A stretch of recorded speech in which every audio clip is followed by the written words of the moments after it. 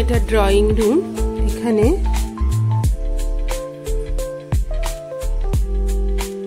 আমি ফল সিলিংটাতে অ্যাক্রিলিকের শীট দিয়ে টিবিটের কাজ করেছি।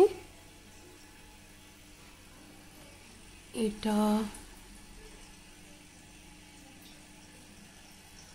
জিপসাম বোর্ডের কিছু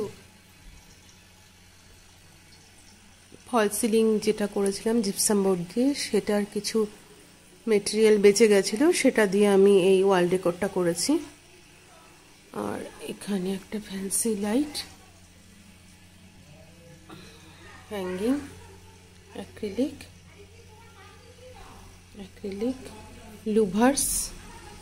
লুভার্সের সাথে সাথে টিবিটের কাজ করা হয়েছে।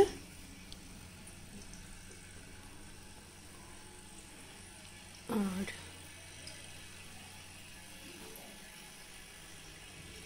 এটা এরকম, এখানে ওয়ালপেপারে ইউজ করেছি।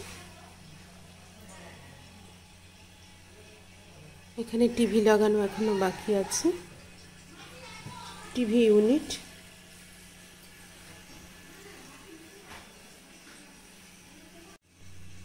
এটা এই ওয়ালটা পুরো ফাঁকা লাগছিল দেখতে, ওই জন্য জাস্ট এখানে সিম্পল এভাবে র্যাক করে দিয়েছি।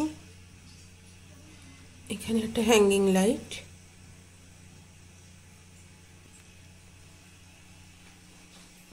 এই সুইচ বোর্ডগুলোকে আমি পছন্দ করেছি।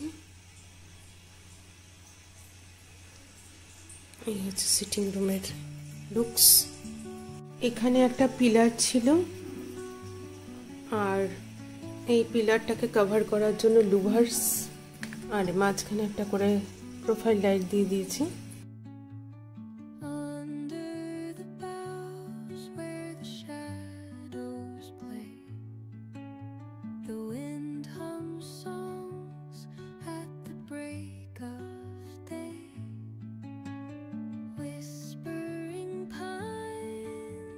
এটা হচ্ছে একটা বেডরুম। এখানে আমি পেস্তা গ্রিনের সাথে হালকা ক্রিম কালারের ইউজ করেছি, আর পুরোটাই অ্যাক্রিলিক ল্যামিনেশন, কিছুটা আছে লুভার্স টাইপের সেঞ্চুরির। আচ্ছা, এই হচ্ছে মাস্টার বেডরুম। না, এটা এটা মাস্টার বেডরুম না, এটা সেকেন্ড বেডরুম। তো ওপাশে ওয়াশরুম, এটা ব্যালকনি যাবার, এটা ওয়াল ডেকোর, বেড, এই কালারটা ইউজ করেছি। এই হচ্ছে ওয়ার্ড্রপ, এটা সাইডগুলোকে আমি সবসময় চেষ্টা করি এভাবে রাউন্ড করে দেওয়ার, যাতে চলাফেরা করতে সুবিধে হয়। এই ওয়াল ইউনিট, এই হ্যান্ডেলগুলো আমি ইউজ করেছি।